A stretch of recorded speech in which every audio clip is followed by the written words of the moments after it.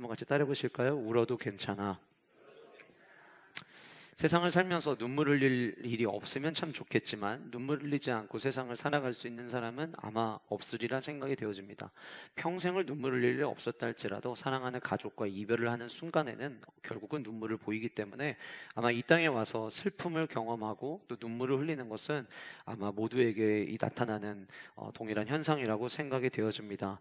누군가가 힘들어서 울고 있을 때 다가가서 울지 마, 괜찮아 라고 이야기하는 이 말이 위로가 되고 격려가 되면 좋지만 때로는 아무 대책도 없이 그저 울지 마라고 괜찮다고만 말한다면 그 또한 그렇게 큰 위로와 격려는 되지 않을 수도 있겠다라는 생각이 들고는 합니다.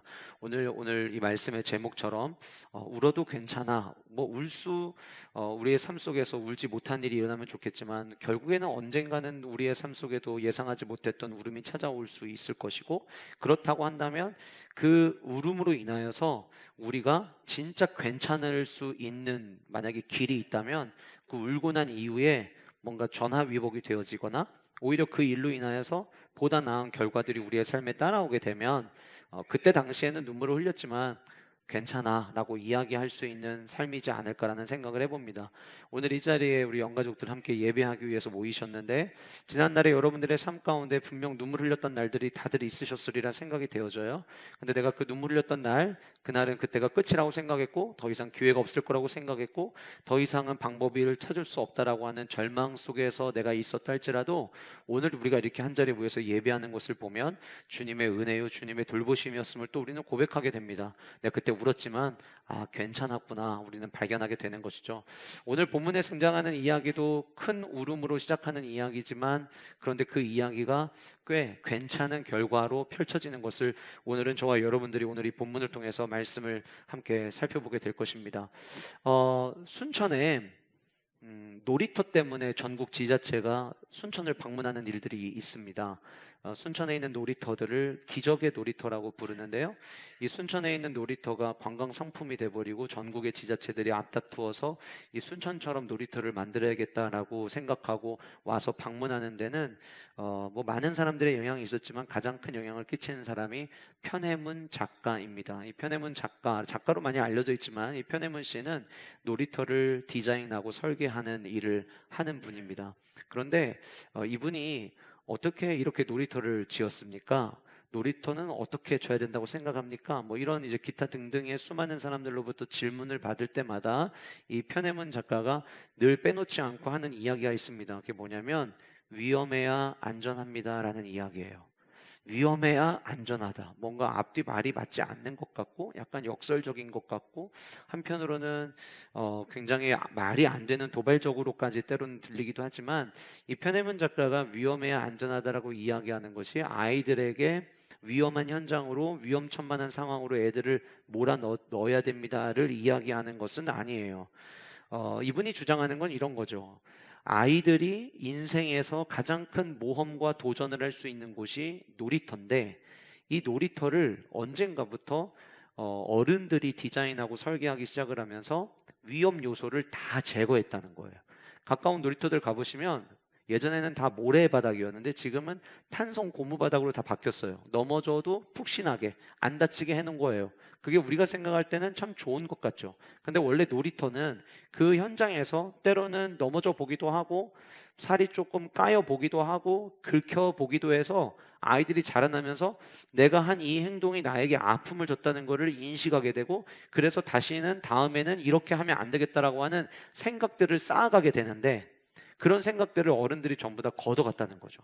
그래서 놀이터는 아이들이 더 모험할 수 있도록 도전할 수 있도록 만들어야 된다. 그리고 이제 이분이 주장하는 거는 그 단순 이분의 주장이 아니라 이제 의학적으로도 뒷받침이 되고 있는 건데 인생을 살면서 어느 정도 위험이 있을 때에 우리는 그 상황에서 위험에 빠지지 않기 위해 집중하게 된대요. 그러니까 놀이터가 약간 위험하면 애들이 집중력 향상을 시킨대요. 그 놀이터에서 놀면서 그러다가 보니까 집중력이 있어서 애들이 놀이터에서 넘어져서 까지거나 이렇게 한다 할지라도 그렇게 크게 심각한 부상을 입지를 않는데 놀이터의 흥미를 다 가져가고 모험과 도전의 요소를 다 빼가지고 가는 순간부터 애들이 놀이터가 재미가 없어지는 거예요. 요즘 놀이터에 애들이 없어요. 그 말을 이 편혜문 작가는 애들이 없어서 놀이터에 애들이 없는 게 아니라 놀이터가 재미가 없기 때문에 애들이 없는 거다라고 이야기를 하는 거예요. 실제로 순천의 놀이터에는 애들이 바글바글합니다. 그러면서 이분이 이야기하는 건 뭐냐면 어느 정도 위험한 요소들이 있을 때 보다 더 집중력을 갖게 되고 그 집중력 향상을 하게 될 수 있기에 놀이터가 진짜 안전하게 만들려면 약간의 위험성이 있어야 된다라고 이야기를 하는 거예요. 이분의 이 주장은 어떤 그냥 괴짜 작가의 자기만의 떠드는 이야기만은 아닙니다. 유럽이 놀이터를 어떻게 정의하고 있냐면 유럽은 놀이터를 단순히 놀기 위한 장소가 아니라 위험을 경험하기 위해 존재하는 장소로 의미를 정해놨더라고요. 그러니까 놀이터에서는 때로는 약간의 위험도 경험해 봐야 된다라고 하는 거예요. 실제로 독일에서는 오랜 기간 동안 아이들의 놀이터를 조사하고 연구한 끝에 이렇게 정의를 내렸습니다. 안전한 놀이터가 가장 위험한 놀이터다. 어느 놀이터가 제일 안전하냐면 위험한 요소들이 있는 놀이터가 아이들을 덜 다치게 한다는 거예요. 놀이터가 지루하고 재미가 없으면요 오히려 애들이 다칠 때 그 다친 게 크게 다친답니다. 집중을 하지 않다가 떨어져서 골절당하거나 만약에 집중했으면 그냥 살 좀 까지고 끝날 일인데 골절되거나 이런 일들이 일어난다라고 하는 거예요.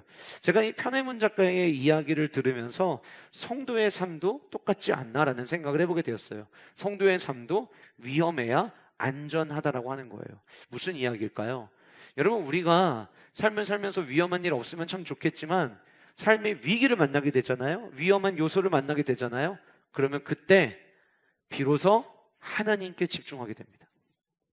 어려움을 만나면, 그 위험을 만나면 이 위험을 내 힘으로 극복할 수 없음을 인정하게 될 때 그때 하나님을 찾게 되는 거예요.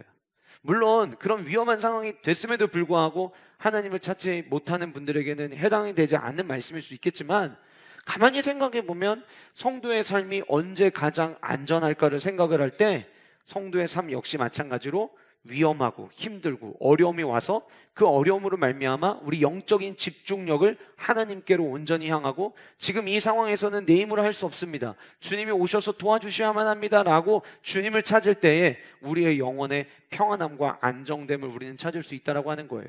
이런 이야기를 들으면 여러분들 가운데 이런 반문 가지고 계신 분들이 계실 수 있어요. 목사님, 그 영혼의 안정감을 갖는 게 그게 뭐가 그렇게 중요합니까? 내가 삶을 살아가면서 당장 필요한 재정적 축복이 내게 주어지고 건강에 따르는 게 더 중요하지 그 보이지도 않는 그 영혼의 안정감을 찾는 게 그게 뭐가 중요합니까? 라고 생각하시는 분들이 계시는데 만약 이런 생각을 가지고 계신 분들이라면 내가 사람됨을 포기하는 거랑 똑같은 이야기예요. 왜냐하면 하나님께서 아담을 지으실 때 흙으로 사람을 지으셨죠. 그리고 아담이 사람 되기 시작했던 건 언제였냐면 흙으로 지었을 때가 아니었어요. 하나님께서 생기를 불어넣으셔서 그 안에 아담이라는 존재가 흙이라는 존재에서 영적인 존재가 될 때 비로소 사람이 되기 시작한 거예요. 그러니까 저와 여러분들이 이 땅의 삶을 살아가는 동안 우리가 진짜 사람답게 살기 위해서는 날마다 영적인 축복과 영적인 안정감을 우리는 갈망하며 삶을 살아내야 한다라고 하는 거예요. 성도의 삶이 약간의 위험함이 있을 때 그로 인하여서 우리가 하나님께 집중하게 되면 비로소 그제서부터 우리의 삶에는 하나님의 자녀들만 누릴 수 있는 안정됨과 평안함이 우리 안에 있다라고 하는 거죠. 그러니까 여전히 문제는 해결되지 않았는데 기도하고 나올 때 마음의 평안함이 느끼는 거예요. 여전히 내 삶에 바뀐 건 하나도 없는데 주님을 찾고 났을 때 내 마음 가운데 안정감을 누리게 된다라고 하는 거죠. 여러분, 성경에 등장하는 수많은 사람들, 아브라함부터 시작해서 그 다음에 이스라엘 백성들, 모세 이야기뿐만 아니라 성경에 등장하는 모든 사람들의 이야기를 보시면 그들이 성장할 때마다 이 정체되는 것 같이 보였던 그 성장 그래프에서 그들이 당시 성장하게 됐던 때는 언제냐면 위기를 만났을 때였어요. 그 위기를 만났을 때 그 위기 속에서 하나님을 찾게 되고 하나님을 찾음으로 말미암아 주님께서 인도해 주시는 삶을 살아갈 때 그들의 영적인 성장을 경험했다라고 하는 거예요. 역시 마찬가지로 저와 여러분 또한 동일하다고 생각이 되어집니다. 우리는 지난주에 스데반 집사의 순교의 장면들을 함께 살펴봤습니다. 교회적으로 보면 굉장히 큰 위기를 만난 것입니다. 그런데 그 위기를 만났던 그들의 교회 가운데 어떠한 일들이 일어났는가를 이제 오늘 저와 여러분들이 함께 살펴보게 될 거예요. 사도행전을 크게 세 등분으로 나눌 때에 첫 번째 단락을 1장에서부터 7장까지로 봅니다. 1장에서 7장을 첫 번째 단락으로 나누면서 이 1장의 7장은 초대교회의 모습, 초대교회가 어떻게 시작됐는지를 우리에게 보여줍니다. 그런데 여러분들이 초대교회, 우리가 초대교회라고 이름을 부르는 이유는 첫 번째 교회이기 때문에 초대교회라고 불리는 건데, 오늘 여러분들이 말씀을 들으실 때에는 초대교회라고 하는 이 단어를 생각하실 때마다 이렇게 연결하면 좋을 것 같아요. 한번 따라해 보실까요? 성경적 교회. 한번 다시 하겠습니다. 성경적 교회. 자, 그러니까 초대교회에 일어난 이 역사는 초대교회만 누리고 끝나는 역사가 아니라, 초대교회를 우리가 계속 주목하는 이유는 주님이 원하시는 교회의 모습은 이렇게 시작됐음을 우리에게 보여주기 때문이고, 그래서 초대교회가 가지고 있었던 모습은 오늘날 성경적 교회의 모습을 우리가 머릿속에 그릴 때에 빼놓지 않고 우리가 점검하고 살펴봐야 될 말씀이라고 하는 거예요. 그러니까 1장부터 7장까지는 성경적 교회의 모습이 무엇이냐, 교회는 어떻게 시작해야 되느냐에 대한 이야기를 하였다면, 8장에서부터 시작되는 두 번째 단락은 그렇게 시작한 교회, 복음으로 시작한 그 교회가 어떻게 예루살렘을 뛰어넘어서 이제 복음을 전하는 모습을 갖게 되었는지를 성경은 우리에게 이야기하고 있는 것이죠. 그 시작점, 그 7장까지의 이야기와 8장에 시작되는 이 경계선상에 등장하는 스토리가 지난주에도 우리가 살펴봤던 스데반 집사의 죽음이라고 하는 거예요. 그리고 그 스데반 집사 죽음 이후에 펼쳐지는 이야기가 이제 오늘 본문을 통해서 저와 여러분들이 마주하게 됩니다. 위험해야 안전한 그 하나님의 나라, 저와 여러분들의 상황 가운데 지금 혹 눈물을 흘리고 계시는, 길을 걸어가고 계시는 성도님들이 계실 수도 있는데, 간절히 소원하기는 오늘 이 말씀처럼 울음이 있었지만, 눈물이 있었지만 그 뒤에 하나님께 주시는 놀라운 은혜들과 축복이 당시의 교회에 있었던 것처럼, 성도의 삶에 있었던 것처럼 오늘 이 예배 함께 하시는 여러분들의 삶 가운데 이 은혜가 충만하게 넘치시기를, 임하시기를 주님의 이름으로 축복합니다. 스데반 집사의 순교는 당시 이 예루살렘 교회에게는 절대 유쾌하지 않은 일이었습니다. 예루살렘 교회가, 이 첫 번째 교회가 첫 번째 장례로 스데반 집사를 장례치는 건 아니었어요. 우리가 잘 아는 대로 아나니아와 삽비라라는 두 부부가 성령을 속임으로 말미암아 죽임을 당하였고, 그것을 통해서 같은 한 공동체 안에서 목숨을 하나님께서 가져가시고, 그것 때문에 장례 치르는 일들이 이미 이 교회 안에 있었습니다. 그러나 아나니아 삽비라의 이야기와 스데반의 이야기는 굉장히 다르죠. 아나니아와 삽비라는 스스로 성도들에게 칭찬받고 싶어서 자기의 것을 팔아다가 가지고 가는 그 마지막까지도 뭔가 우리는 받는 것처럼 보이기만 하면 돼. 그래서 파는 거는 파는데 일부를 속이면서 결국 죽음을 당하게 된 거죠. 그러니까 아나니아와 삽비라는 칭찬을 받고 싶었던 사람들이고요, 스데반 집사는 칭찬을 받았던 사람이었어요. 우리가 이미 아는 대로 7명의 집사를 세울 때에 그 7명의 집사들을 세웠던 기준이 믿음과 성령이 충만하고 지혜가 충만함으로 말미암아 성도들로부터 칭찬받는 사람 7을 택하여서 세웠잖아요. 그러니까 스데반 집사의 죽음은 성도들에게는 굉장히 큰 아픔이었을 것입니다. 어떻게 스데반 집사가 이렇게 비참하게 죽을 수 있지? 어떻게 하나님께서는 이 스데반 집사의 죽음을 이대로 그냥 묵인하시는 거지? 그리고 그 스데반 집사의 죽는 모습을 바라보면서 그들 안에 그 아픔이 고스란히 다가와서 성경 8장 2절은 이렇게 이야기하고 있어요. 경건한 사람들이 스데반을 장사하고 위하여 크게 울더라. 교회 안에 칭찬받던 성도를 장사하는 거, 그리고 그 장례식장에서 우는 거 굉장히 당연해 보이지만, 이 8장 2절에 있는 말씀은 그냥 그렇게 당연한 말씀이 아니에요. 당시에 주변에 있는 누군가가 십자가 처형을 당하면 그 사람과 내가 관계없다는 것을, 관계에 있다는 것을 사람들에게 알려지면 불편해지기 때문에 관계없는 것처럼 보여지려고 사람들은 모른다고 부인하는 시대였습니다. 십자가 처형도 그랬듯이 돌에 맞아서 죽는 거는요, 어떻게 보면 더 비참한 걸 수도 있어요. 왜냐하면 이 사람은 굳이 재판장까지 끌고 가지 않아도 돼. 그냥 여기서 돌 던져서 죽여도 이 가족들, 이 주변에 있는 사람들 우리한테 끽소리도 못해. 지난주에 살펴본 것처럼 스데반 집사의 죄명은 신성모독이었습니다. 그리고 그를 향해서 그를 성 밖으로 끌고 나갔고 그에게 돌을 던져서 죽었죠. 그러면 그 사람과 내가 관계없다는 것을 마치 관계없는 것처럼 그들은 살아가야 돼요. 그런데 오늘 본문에 보니까 지금 스데반 집사와 우리가 관계없는 것처럼 사는 게 이들에게는 별로 중요하지 않았어요. 너무 마음이 아프고 슬퍼합니다. 그래서 보란듯이 스데반을 위하여 장사를 지냈고요, 그리고 울었다라고 이야기할 때 겉에서는 아무렇지도 않은 척 태어난 척 살아가다가 방에 들어가서 문 걸어 잠그고 눈물을 흘렸던 게 아니라 크게 울었다라고 성경에 기록된 걸 봐서는 이 사람들이 대성통곡하는 거를 주변에 있는 사람들, 가던 사람들이 충분히 볼 수 있을 만큼 그들에게는 이 스데반 집사의 죽음에 대해서 숨기는 것을 전혀 두려워하지 않을 만큼 스데반 집사는 당시 성도들에게 굉장히 칭찬받는 성도였음을 우리는 볼 수가 있는 거죠. 오늘 이 본문 안에서 그렇게 크게 눈물을 흘렸다라고 이야기하면서 오늘 이 본문 안에 크게, 크다라는 의미를 가지고 있는 헬라어 한 단어가 계속해서 언급이 됩니다. 메가스라는 단어, 우리가 큰 영화관 중에 메가박스 있잖아요. 그 메가박스라는 의미가 큰 영화관, 박스같이 생긴 곳, 그래서 메가박스거든요. 그래서 그 메가라는 단어가 이 메가스라고 하는 헬라어에서 나왔는데, 메가스라고 하는 이 단어가 오늘 본문에 4번 등장을 해요. 볼펜 갖고 있으면 한번 표시해 볼까요? 8장 2절에 크게 울더라 한번 동그라미 쳐보시고, 8절에서는 그 성에 큰 기쁨이 있더라 거기 한번 동그라미 치시고, 9절에서는요 잘 치셔야 되는데 9절에서는 자칭의 밑줄을 좀 쳐주세요. 자칭 큰 자라, 자칭의 밑줄, 그 다음에 큰의 동그라미. 13절에 표적과 큰 능력을 보고 놀라니라. 이렇게 8장에는 메가스라고 하는 단어가 4번 등장을 합니다. 그런데 중요한 건 뭐냐면 제일 먼저 메가스가 언제 등장했냐면 크게 울었다, 큰 울음, 큰 슬픔으로 제일 먼저 등장을 했다라고 하는 거예요. 가장 위험한 상황, 가장 아픔이 되는 상황이 펼쳐졌어요. 눈물이 있었어요. 그런데 그 뒤에 일어난 일, 이제 저와 여러분들이 살펴볼 일들을 보면 그 큰 울음이 괜찮은 울음이었어요. 울어도 괜찮은 일이 돼버렸어요. 왜 그랬는지 오늘 이 말씀을 저와 여러분들 함께 살펴보면서 성도의 삶을 살아가면서 눈물 흘릴 만한 일이 있다 할지라도 오늘 본문에 나타나는 이 일들이 저와 여러분들의 삶 가운데 일어나는 축복이 있음으로 말미암아 울어도 괜찮은 우리 영가족들 되시기를 주님의 이름으로 축복합니다. 첫 번째로는요, 언제 울어도 괜찮다고 말할 수 있냐면 그 눈물을 흘린 일로 인해서 사명자의 삶이 시작이 된다면 울어도 괜찮다고 말할 수 있다라고 하는 거예요. 사명자의 삶이 시작된다면 울어도 괜찮다.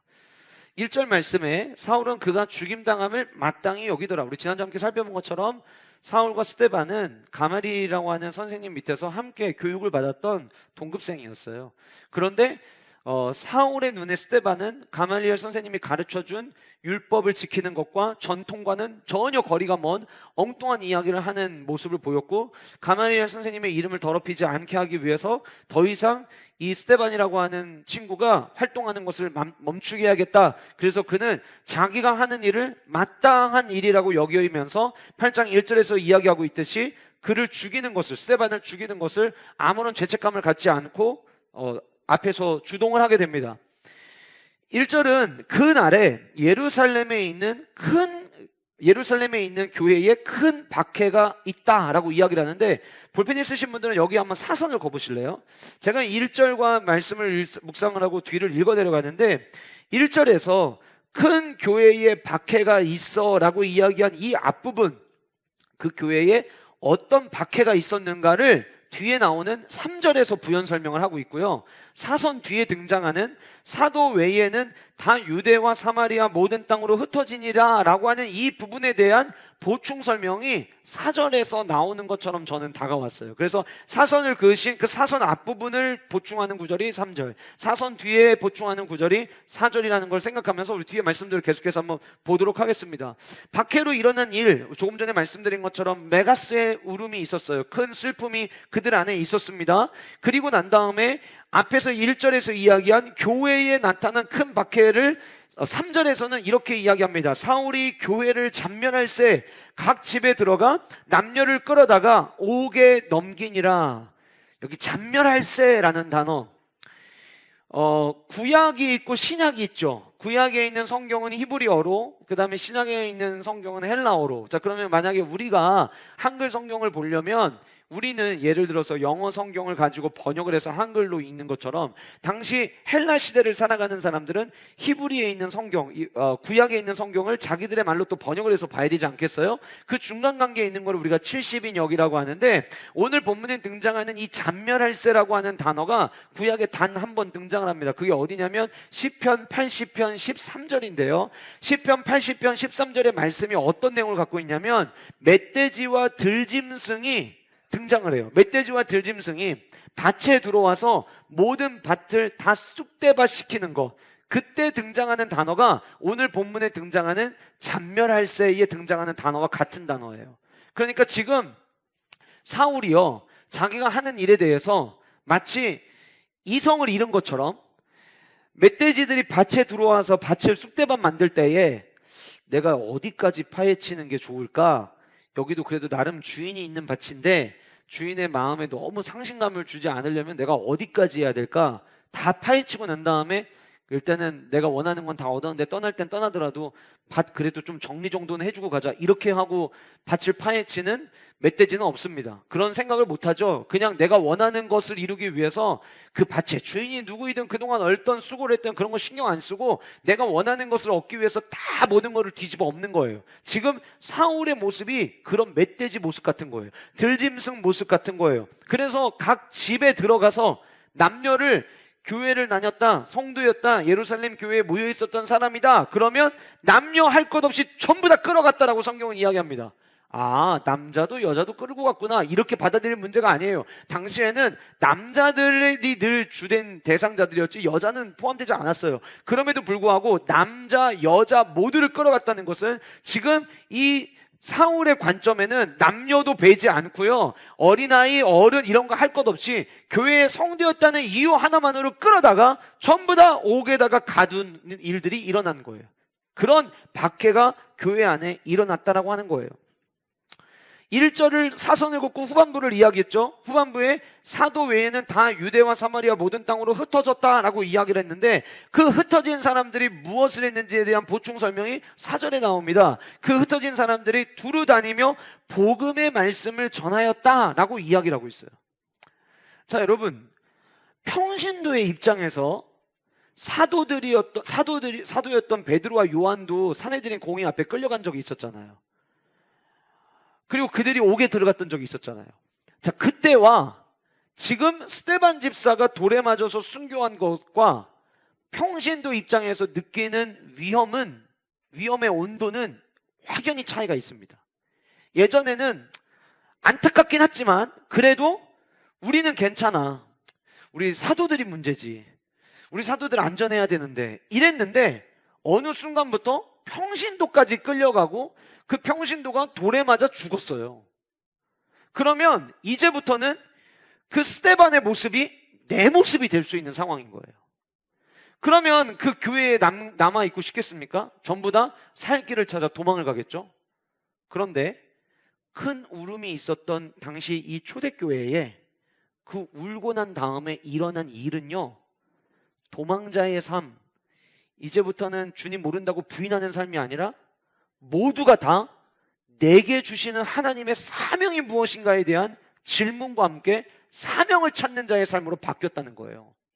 여러분, 우리가 그냥 한글 개역개정 성경을 보면은요, 오늘 본문에서 사도 외에는 다 유대와 사마리아 모든 땅으로 흩어졌다, 그 흩어진 자들이 한 일이 뭐냐를 4절에 보니까 복음을 전하는 일이었다. 그러면은 우리가 생각할 때 좀 생각해보니까 이 사도들 좀 괘씸하네.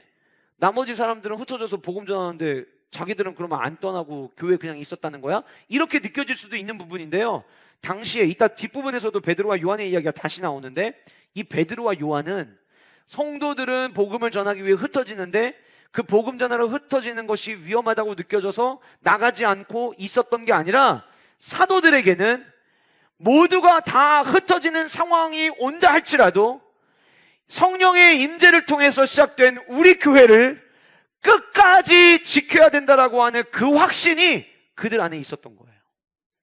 그러니까 교회가 박해를 만났을 때 사도에게 새로 부여된 사명은 뭐였냐면, 우리는 여기가 위험하고 이제 이 사울을 비롯한 수많은 사람들이 교회에 쳐들어와서 교회를 더 뒤집어 엎고 이제 더 이상 우리가 모일 수 없는 공간으로 만든다 할지라도 언젠가 다시 만나서 우리가 예배하게 될 때 모여서 예배할 수 있도록 우리가 우리의 온 몸을 방패 삼아 교회를 지키겠습니다 라고 하는 그 사명이 사도들에게 주어졌던 것이고, 흩어졌던 자들은 스데반이 죽는 모습을 바라보면서 스데반이 이렇게 죽음 자기 목숨을 내놓으면서까지 복음을 전했던 이유는 이 복음을 누군가가 전해야 한 명이라도 더 살릴 수 있기 때문이었는데, 스데반이 죽었다고 해서 우리의 삶이 끝나는 게 아니라 스데반이 못다한 그 꿈, 예수님이 다 마무리하지 못하신 그 복음의 사역, 이제 나도 그 일에 동참하는 자로 살아가겠노라고 하는 사명을 발견한 거예요.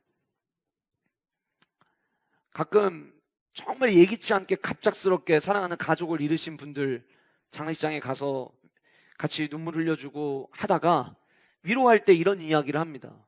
갑작스럽게 남편이 먼저 세상을 떠나거나, 갑작스럽게 아내가 세상을 떠나거나, 갑작스럽게 부모님이 세상을 떠나는 경우들이 있을 때 위로해주고 격려해주다가 이럴 때일수록 정신 똑바로 차려야 됩니다, 이런 얘기들 하시죠. 그 얘기가 뭐예요? 갑작스럽게 남편이 세상을 떠났지만, 아내가 세상을 떠났지만 여전히 내가 해야 될 일, 아이들이 있어, 부모님이 계시잖아. 그냥 무작정 슬퍼할 게 아니라 지금 이 상황에서 내가 해야 될 일이 뭔지 잊으면 안 돼. 그 얘기해 주는 거거든요.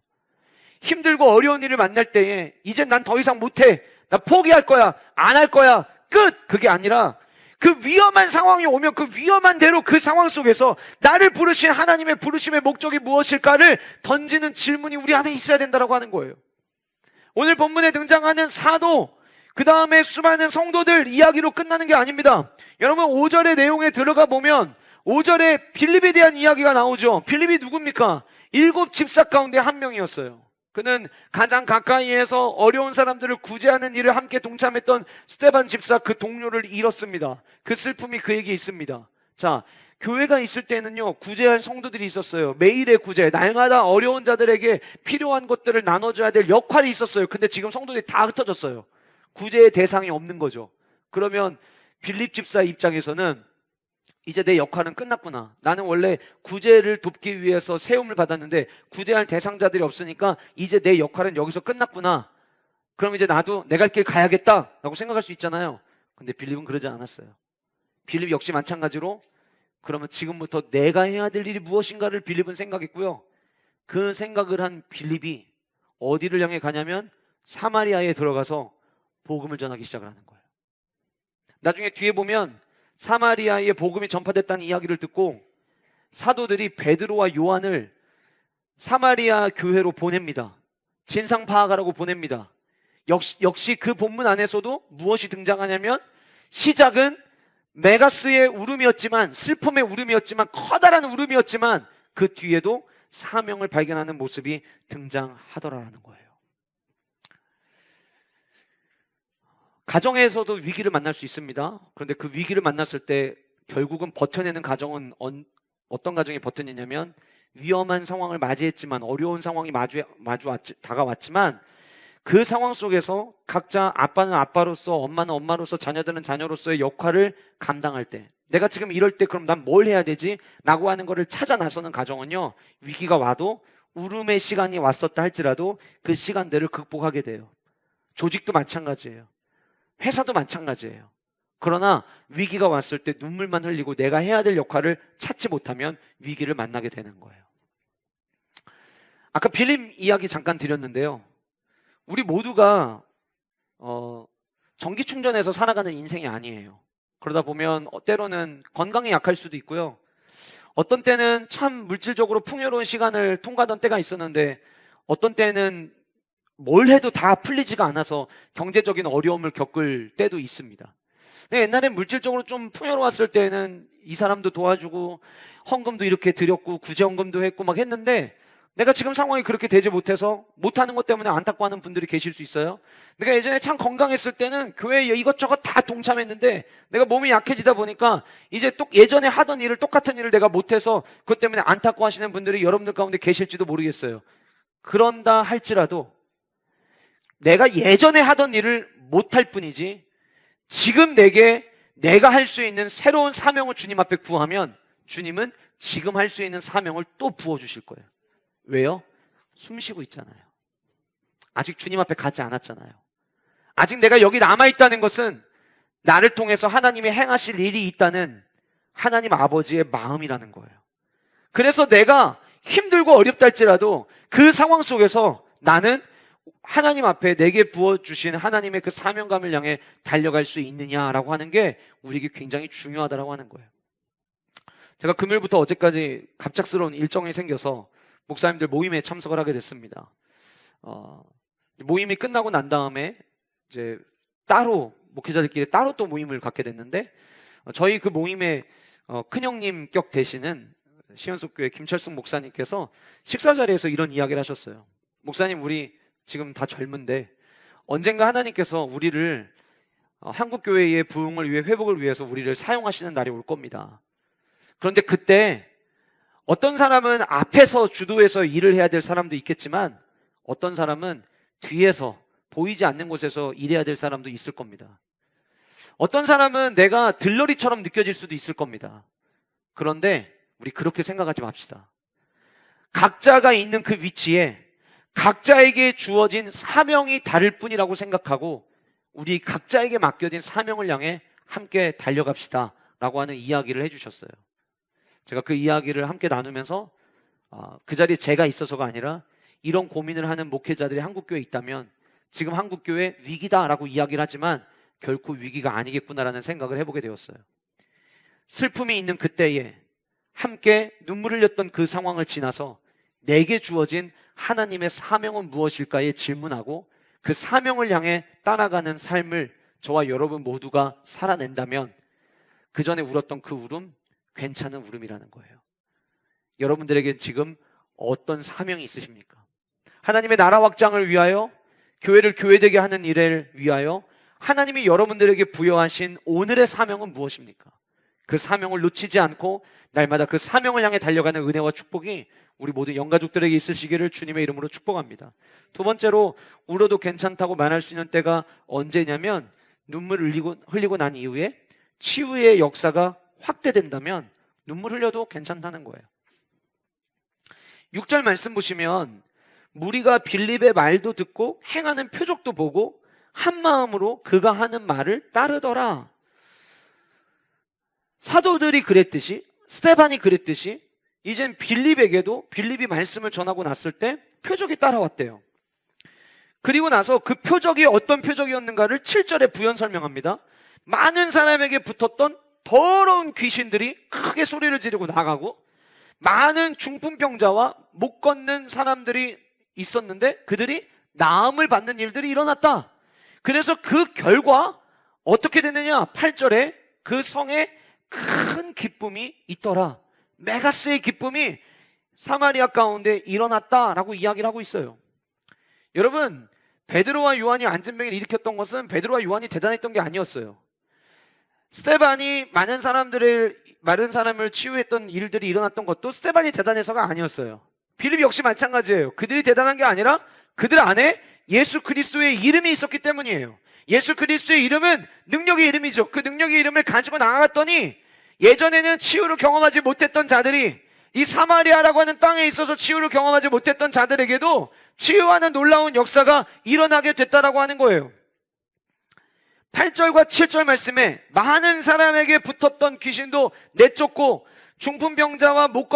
많은 중풍병자와 못 걷는 사람도 낫게 되었다라고 성경은 이야기하면서 이 한 구절 안에 많은이라고 하는 단어를 2번 반복해서 사용하고 있어요. 하나님이 얼마나 큰 규모로 역사하셨는지를 보여주고 있는 대목입니다. 우리가 이렇게 성경을 읽으면은요, 아마 여러분들 마음 안에 이 7절의 은혜가 내 안에 있었으면 좋겠다, 8절의 은혜가 내 안에 있었으면 좋겠다라고 하는 생각들 아마 가지고 계신 분들이 여러분들 안에 많이 계실 거예요.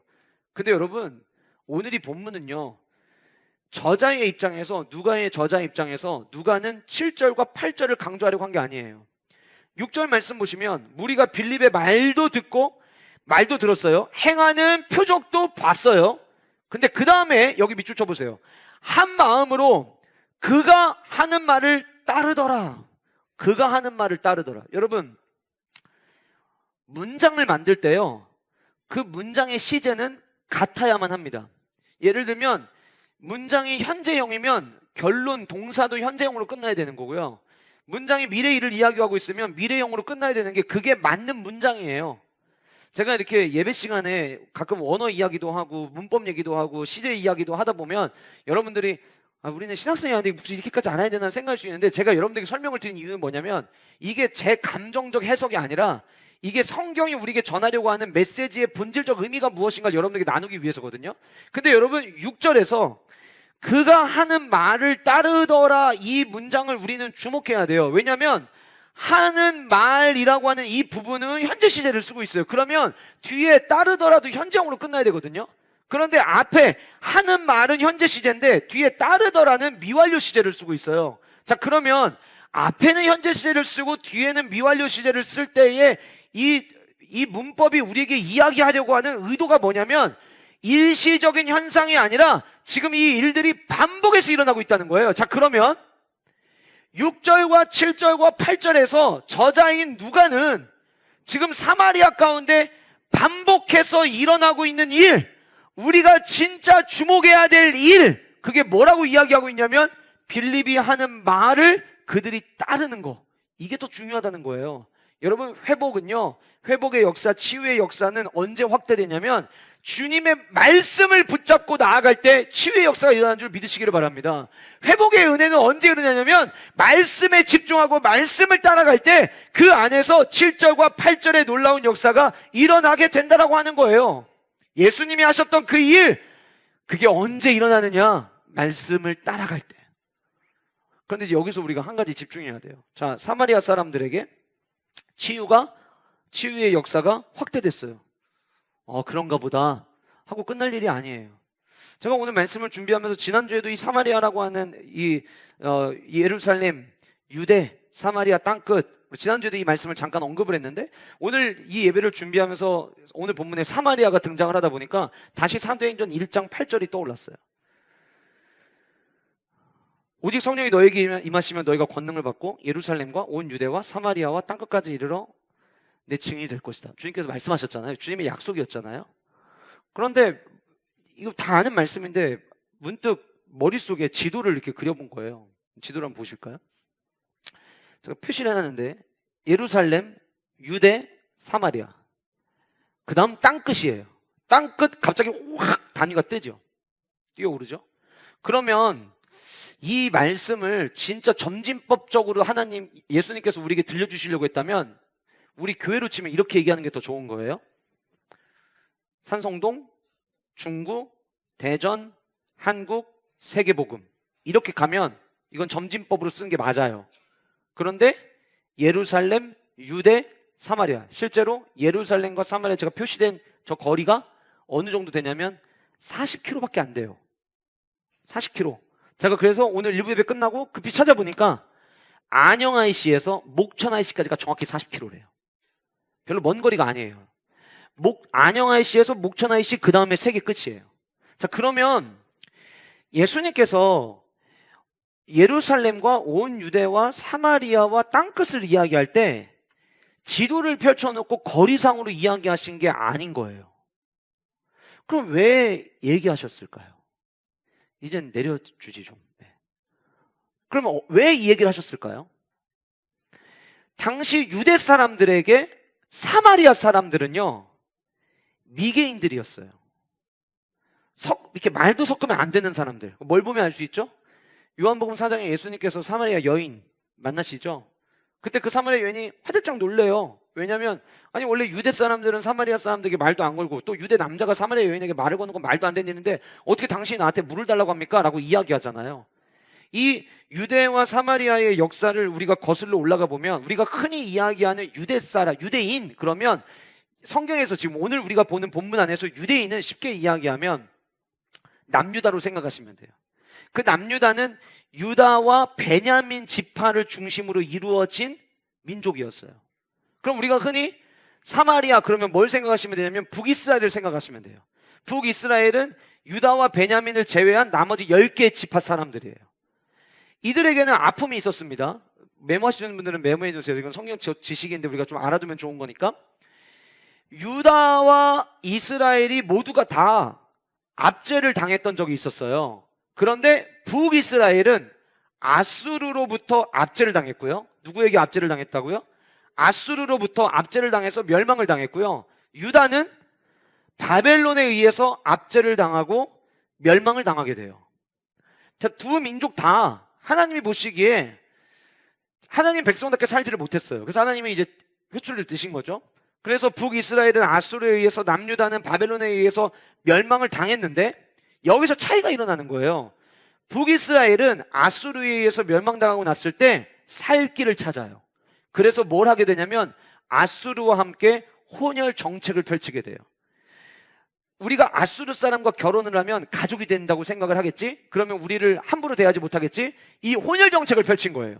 그런데 유다 사람들은 바벨론에 의해서 압제를 당했음에도 불구하고 비록 우리가 지금 이 아픔을 당하고 있지만 우리는 하나님의 백성이야. 그래서 쉽게 말하면 영적인 지조를 지킨 거예요.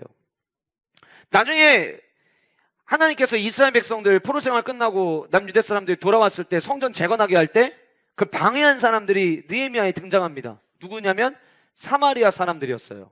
사마리아 사람들은 뭔가를 같이 하는 것도 같이 못할 뿐더러 유대 사람들이 다시 성전 재건하겠다고 이야기했을 때 그것도 방해했던 사람들이었어요. 그러니까 성경에 유대 사람들에게 사마리아 사람들은 늘 걸림돌이었고요.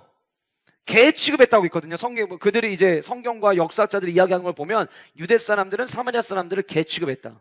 길거리 돌아다니는 개들이 서로 눈 맞으면 새끼 낳는 것처럼 니들이 그들과 다를 바가 뭐가 있냐 이렇게 생각한 거예요. 그래서 유대 사람들에게 사마리아 사람들은요, 같이 상종하는 거를 싫어하고 불쾌하게 느껴지는 대상들이었어요. 빌립이 큰 울음 이후에 사명을 찾습니다. 그런데 하나님께서는 빌립에게 어떤 사명을 주셨냐면 바로 너희들이 미개인 취급하는 그 사마리아에 들어가라는 사명을 주신 거예요. 예루살렘과 유대와 사마리아 땅끝은요, 지형적으로 설명하신 게 아니었던 거예요. 예수님 말씀하신 건 이런 거예요. 너의 가장 가까이에 네가 지금 사랑하지 못하는 사람, 그 사람을 품지 않는 한 세상 끝까지 가는 거는 불가능해. 이 얘기를 해주시는 거예요. 교회 역시 마찬가지예요. 우리 주변에 우리가 품어야 될 사람을 품지 못하는 한 우리 교회가 하나님께서 지경을 넓히셔서 확장되는 일들은 우리 안에 일어나지 않을 거예요. 마찬가지로 여러분들 어쩌면 여러분들의 가정 안에, 가족 구성원 안에 같은 집안에는 살고 있지만 말도 섞기 싫은 가족들이 여러분들 가정 안에 어쩌면 있을지도 모르겠어요. 없기를 원하지만 있을 수도 있어요. 그런데 여러분들이 그를 품음으로 말미암아 하나님의 치유의 역사, 나를 자유케 하신 그 자유케 하심의 역사가 지금 너무 나를 불편하게 하는 사람이지만 나의 가족 가운데 그 자유하게 하시는 하나님의 치유의 역사가 일어나기를 꿈꿀 때에 우리의 삶에 놀라운 일들이 일어난다라고 하는 거예요. 직장생활 하시는 분들, 같은 직장 안에서 사마리아 사람들처럼 보여지는 분들이 계실지 모르겠어요. 하나님이 그들을 왜 옆에 붙여주셨을까요? 그럴 때마다 그냥 모른 척 부인하는 게 아니라 만약 그런 마음들이 들 때에 내가 품지 않으면, 내가 지금 함께하지 않으면 그러면 내게 하나님이 원하시는 더 이상의 사명은 없겠다는 생각을 저는 머릿속에 떠올리게 돼요. 때로는 힘들어도, 때로는 벅차도, 부족하겠지만 어떻게 하면 품을 수 있을까에 대한 질문과 함께 하나님 앞에 나가서 기도하게 되는 것 같아요. 우리 마찬가지입니다. 교회 안에 성도들 가운데 작은 일로, 큰 일도 아니에요. 작은 일로 뭔가 마음이 불편해졌어요. 교회 같은 교회여도 못 본 채 살아가면 되지 뭐. 그렇게 지나가잖아요. 그러면 그게 우리에게 아무런 영적인 도움을 주지 않는다는 거예요. 그렇게 되다 보면 나중에 결국에는 내가 더 품어야 될 사람을 품지 못하고 끝나는 일들이 우리의 삶 가운데 너무나도 많이 이루어진다는 거예요. 여러분, 아직도 우리 주변에는 치유가 필요한 사람들이 너무 많습니다. 하나님의 그 치유의 역사가 확대되어져서 그 치유의 역사를 경험해야 될 사람들이 지금도 많이 있습니다. 그들에게 그 하나님의 치유의 역사들이 계속해서 흘러가기 위한 통로로 사용되어지는 빌립과 같은 우리 영가족들 모두가 되시기를 주님의 이름으로 축복합니다. 마지막 세 번째로, 울어도 괜찮다고 말할 수 있는 때가 언제일까? 성령 체험할 수 있다면, 그 울고 난 이후에 성령 체험하는 역사가 일어날 수만 있다면, 그렇다면 괜찮다는 거예요. 12절로 한번 가볼까요? 자, 빌립이 이 사마리아에 들어가서 하나님의 나라와 예수 그리스도의 이름에 관하여 전도를 했어요. 자, 전도가 뭐냐? 전도는 하나님의 나라가 무엇인지, 그리고 예수 그리스도의 이름에 대한 복음을 전하는 것, 그게 전도예요. 그리고 그 하나님의 나와 예수 그리스도의 이름에 관하여 전도함을 그들이 믿고 남녀가 다 세례를 받게 됐대요. 놀라운 일이죠. 축복이죠. 그런데 세례를 받았는데 그 세례 받고 난 이후에 앞에서 언급됐던 시몬의 이야기도 등장을 합니다. 시몬도 믿고 세례를 받았대요. 전심으로 빌립을 따라다녔고 나타나는 표적과 능력을 보고 놀라기도 했대요. 예루살렘은 교회를 지키고 있었던 사도들이 있었어요. 이 사도들에게도 사마리아에 지금 복음이 전해졌고 그 사마리아에 빌립이 복음을 전하면서 놀라운 표적들이 따라오기 시작했다는 보고가 들어갔을 거예요. 그리고 교회의 교회됨을 지키는 사도들이 이 일이 진짜인지, 그리고 정말 성경적 교회 공동체의 모습으로 사마리아의 교회가 세워지고 있는지를 점검하기 위해서 베드로와 요한을 파견 보냅니다. 가서 한번 점검해보고 와라. 14절에 예루살렘에 있는 사도들이 사마리아도 하나님의 말씀을 받았다함을 들었다, 이렇게 이야기했거든요. 그러니까 그들에게, 사마리아 사람들에게 복음이 전했다는 것은 그 미개인 같은 종족 사람들에게 복음이 전했다는 굉장히 놀라운 이야기로 들렸을 것이고, 거기 가서 이 그들에게 베드로와 요한을 보냄으로 말미암아 확인을 한 거예요. 그런데 16절을 먼저 볼게요. 베드로와 요한을 보냈는데 아직 한 사람에게도 성령 내리신 일이 없고 오직 주 예수의 이름으로 세례만 받았대요. 그래서 베드로와 요한이 뭘 했냐? 15절에 보니까 그들을 위하여 성령 받기를 기도했다라고 성경은 이야기를 하고 있어요. 세례를 받기 위해서 교회 출석을 하면 웰컴 코스도 하고 세례 교육도 받으시고, 세례 교육을 통해서 예수 그리스도를 나의 구주로 영접하면 교회 앞에 모든 성도들에게 하나님 앞에서 시인함으로 말미암아 세례를 받게 되죠. 그럼 우리는 그때 세례 교인 되었다라고 이야기를 합니다. 지금 베드로와 요한이 사도의 신분으로 이 사마리아 안에 성경적 교회의 모습이 세워지고 있는지를 점검하기 위해서 갔어요. 갔더니 그 교회 안에 하나님 나라에 대해서 잘 가르침을 받은 흔적이 있었어요. 예수 그리스도만이 길이요 진리요 생명 되신다는 고백을 하는 사람들을 쉽게 만날 수 있었어요. 예수님만이 우리의 구원자 되심을 믿으십니까? 그들이 막 얘기해요. 예, 예수님만이 길이십니다. 예수님만이 진리이십니다. 행위로 구원받는 게 아니라 예수 그리스도를 믿음으로 말미암아 의롭다함을 받는다는 걸 저희가 인정합니다. 그들이 고백해요. 세례 받았습니까? 예, 우리 빌립 선생님을 통해서 세례 받았습니다. 여기까지 초대교회의 모습과 똑같았어요. 그런데 베드로와 요한이 보니까 성경적 교회의 모습에 있어서 없어서는 안 될 가장 중요한 게 그들에게 빠져 있었던 거예요. 그게 뭐냐면 성령의 임재를 경험한 성령 체험이었어요. 아우, 목사님, 우리 남편이 세례교육 받은 것만 해도 기적이에요. 목사님, 우리 남편이 성도들 앞에서 나가서 무릎 꿇고 세례 받는다? 이거 상상도 못할 일이에요. 목사님, 저는 우리 남편이 세례 받았다는 그 자체가 너무 감사해요. 목사님, 저는 우리 아이가 유아 세례 받고 난 이후에 입교 문답했다는 그 자체가 너무 감사해요. 목사님, 저는 제 친구가 교회 나와서 세례 교육 받고 오늘 세례 받았다는 것 자체가 너무 감사해요.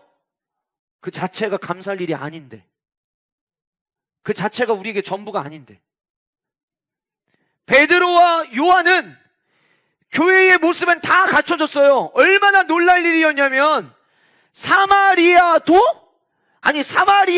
그런 일이 일어났다고? 그러면 아유, 사마리아의 복음이 전해진 게 어디예요?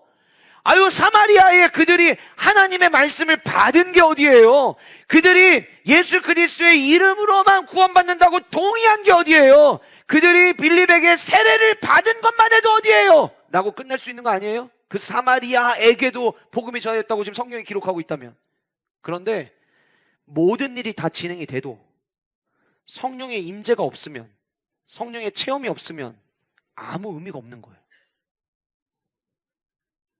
울음으로 시작을 했지만 그 이후에 어떤 일이 일어났냐면 그들이 하나님의 나라에 대해서 알았고 예수 그리스도의 이름에 대해서 들었고 그들이 세례를 받았지만 그게 끝이 아니었어요. 베드로와 요한이 그 현장에 가서 했던 것은 무엇이냐면 사람들을 위하여 안수하며 기도했는데 왜 안수하며 기도했느냐? 그들이 성령 받도록, 성령 경험하도록, 성령 체험하도록 그 역사를 하나님께서 두 사람을 보내심으로 말미암아 경험하게 하셨다는 것. 여러분, 저는 두 가지를 여러분에게 다 말씀해 드리고 싶어요. 어떤 분들은 경험을 되게 강조하세요. 하나님의 말씀에 대해서 알아가고 말씀 가운데 거하고 하나님의 말씀이 오늘 나에게 뭘 이야기하는지는 별로 중요하게 생각을 안 하는 거예요. 나는 방언해, 나는 지금 경험하는 게 있어, 나는 체험하는 게 있어, 이것만 강조하시는 분들 계세요. 굉장히 위험합니다. 이런 분들이 어디에 빠지냐면 신비주의에 빠져요. 이런 분들은 말씀에 대한 가르침보다는 뭔가 경험한 걸 자꾸 중요하게 여겨요. 오늘 만약에 말씀으로 치면 성경은 누가는 그들이 말씀을 따랐다 그래서 말씀을 따르는 거에 핵심을 뒀는데 신비주의에 속해 계신 분들은 말씀 따르고 하는 거는 그렇게 중요하지 않아요. 그거 나한테 별로 그렇게 크게 메리트가 없어요. 그냥 표적. 여기에만 목숨 거는 거예요. 이게 신비주의자들이 나타나는 반응이에요. 그래서 말씀에 기초 없이 경험만 하는 거 굉장히 위험해요. 거꾸로 말씀은 탄탄히 알아요. 성경 오랫동안 들었어요. 성경 어디에 어떤 말씀이 있는지까지도 알고요. 목사님이 앞에서 설교하다가 어떤 성경 말씀을 인용하면 속으로 따라할 수 있는 정도까지 될 수 있어요. 그런데 만약에 성령의 기름 부으심과 성령의 역사와 성령님이 내주하심을 경험하지 못하잖아요. 그러면 앞에서는 신비주의에 빠지는 거고요. 뒤의 경우에는 교만함에 빠지는 거예요. 경험이 없으면. 칼빈이 굉장히 중요한 이야기를 했어요. 칼빈은 성경의 가르침을 받아 성령의 체험을 해야만 된다. 이유가 왜 그러냐? 성령이 그동안 배워왔던 거를 풀어 가르쳐주는 교사의 역할을 하기 때문이다. 이렇게 이야기를 해요. 풀어서 가르쳐주는 교사의 역할을 성령이 하시는 거예요. 근데 성령의 경험이 없어요. 가르쳐주는 사람이 없어요. 그러면 내가 이미 다 배웠다고 생각하는 거예요. 그러다 보니까 교만한 모습밖에 드러나질 않는 거죠. 우리 교회도 많은 세례교인이 있습니다. 중요한 건 뭐냐면 그 모든 세례교인이 성령 안에 살아가는 교인이냐가 더 중요한 거예요. 지금 내가 성령을 체험하고 있느냐가 중요하다는 거예요. 로마서 8장 5절부터 9절까지의 말씀을 같이 우리 함께 화면 보시면서 읽어보실까요? 같이 읽어보겠습니다. 시작. 육신의 일을 영을 따르는 자는 영의 일을 생각하나니 육신의 생각은 사망이요 영의 생각은 자 보세요. 성령을 경험하는 게 왜 중요하냐? 성경은 이렇게 이야기하고 있어요. 영의 지배를 받지 않으면요 우리는 육신을 따르는 자가 되고 그러면 육신의 일만 자꾸 생각을 해요. 뭘 먹고 뭘 어떻게 하면 잘 살고 어떻게 하면 재산을 늘리고 이런 거 그런 생각만 자꾸 하는 거예요. 근데 영을 따르는 자들은 영의 일을 생각을 한대요. 그래서 육신의 생각의 결과는 사망이고 영의 생각은 생명과 평안을 준대요. 5절과 6절에 이렇게 이야기를 하고 7절에 이런 말씀이 나옵니다. 같이 읽겠습니다. 시작. 육신의 생각은 하나님과 원수가 되나니 이는 하나님의 법에 굴복하지 아니할 뿐 아니라 할 수도 없습니다. 육신에 있는 자들은 하나님을 기쁘시게 할 수 없느니라. 자 보세요. 세례를 받은 게 뭘 그렇게 중요해요? 하나님께 기쁨이 되지 못한다면 세례 받은 게 뭐가 그렇게 대수냐는 거예요. 베드로와 요한의 관점이에요. 세례 받으면 뭐하냐? 하나님 나라에 대해서 알면 뭐하냐? 성령 경험하지 않으면 하나님을 기쁘시게 할 수 없는데 성도가 존재하는 목적은 하나님을 기쁘시게 하기 위해 존재하는 건데 하나님 기쁘시게 하지 못하는 성도라면 그게 뭐가 중요하냐? 그래서 그 다음에 뼈 때리는 이야기를 이어서 합니다. 같이 읽겠습니다. 시작. 만일 너희 속에 하나님의 영이 거하시면 너희가 육신에 있지 아니하고 영에 있나니 누구든지 그리스도의 영이 없으면 그리스도의 사람이 아니라. 노란색만 다시 한번 읽어보실까요? 시작. 누구든지 그리스도의 영이 없으면 그리스도의 사람이 한 번 더 읽겠습니다. 시작. 누구든지 그리스도의 영이 없으면 그리스도의 사람이 아니라. 하나님이 원하시는 것은 우리 교회 안에 그리스도의 사람이 있기를 원하시는 거예요. 당시 사마리아 안에 하나님이 원하시는 것은 비록 지금까지는 유대와 사마리아가 등 돌린 삶을 살았고 미개인 취급했던 관계를 할지라도 그들 안에 세례교인 많아지는 것 거기에 하나님이 의미를 두신 것이 아니라 그 사마리아에도 하나님의 사람들이 세워지기를 원하셨다는 거예요. 오늘 우리 교회 안에도 하나님이 원하시는 것은 세례교인을 원하시는 게 아니라 하나님의 사람들이 모여서 예배하기를 주님은 원하신다라는 거예요. 그런데 하나님의 사람이냐 아니냐가 뭐에 의해서 나눠지냐면 성령의 내주하심이 있느냐 없느냐를 통해서 나눠진다는 거예요.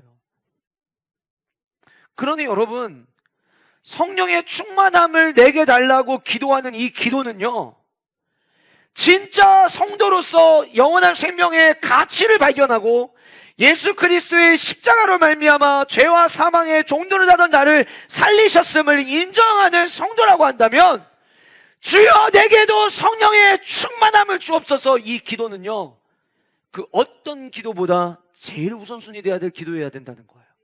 왜요? 그거 없으면 그리스도인이 아니기 때문이에요.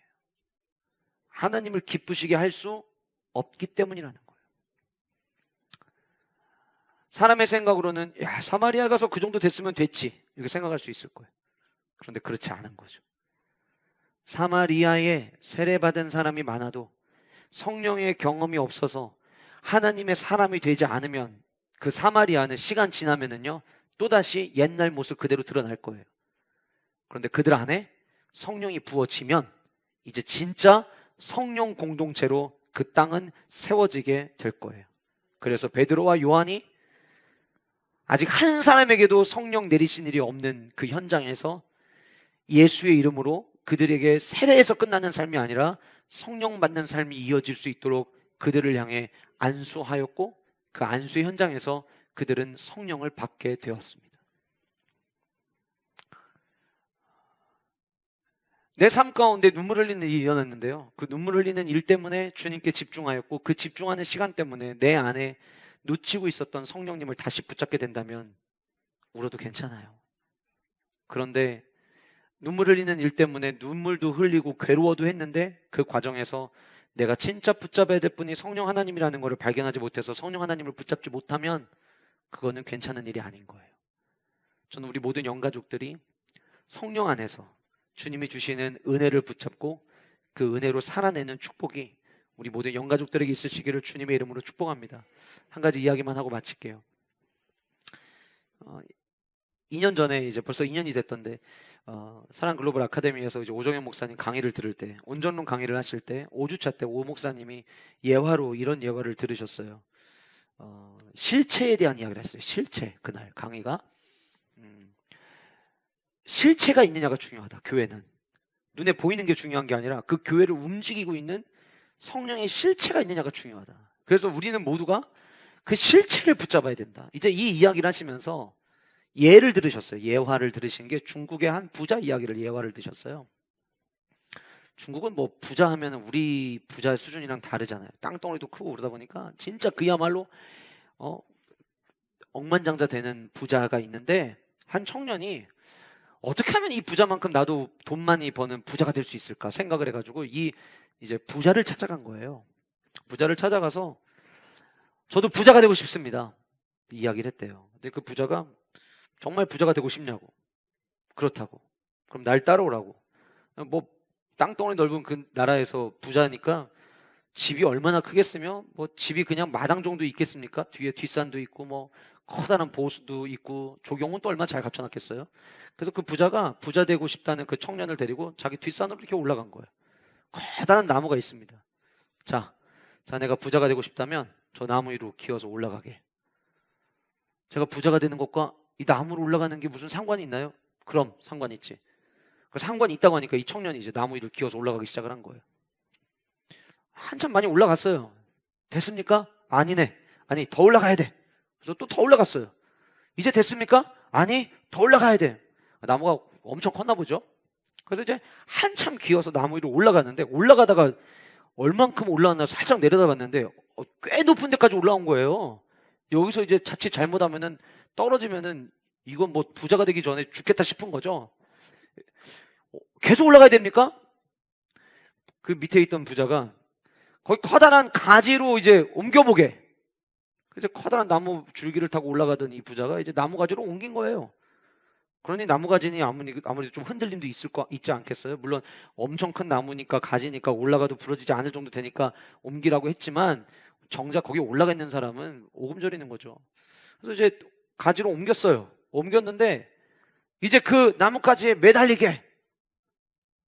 그래서 나뭇가지에 이제 이 청년이 매달린 거예요. 여러분, 건강한 사람도요, 철봉에 이런 데 매달려가지고 1분 버티기 쉽지가 않습니다. 그래서 매달리었는데 30초가 지나고 1분이 지나고 5분이 다 돼가는데 밑에서 아무런 반응이 없어요. 계속 매달려야 되는 거 맞습니까? 계속 매달리게. 그래서 밑에서 봤을 때 이제는 힘이 다 빠졌겠구나 싶었을 때 밑에 있던 그 부자가 이야기를 한 거예요. 자, 이제는 손을 놓게. 이 사람이 이거 놓으면 떨어져 죽는데 손을 어떻게 놔요? 그래서 이거 손을 놓으면 어떡합니까? 손을 놓으면 제가 죽게 생겼는데 이거 뭐 놓으면 안 됩니다. 놓을 수 없습니다. 그러자 그 밑에 있던 부자가 그렇게 얘기했대요. 그 간절함으로 돈을 붙잡게.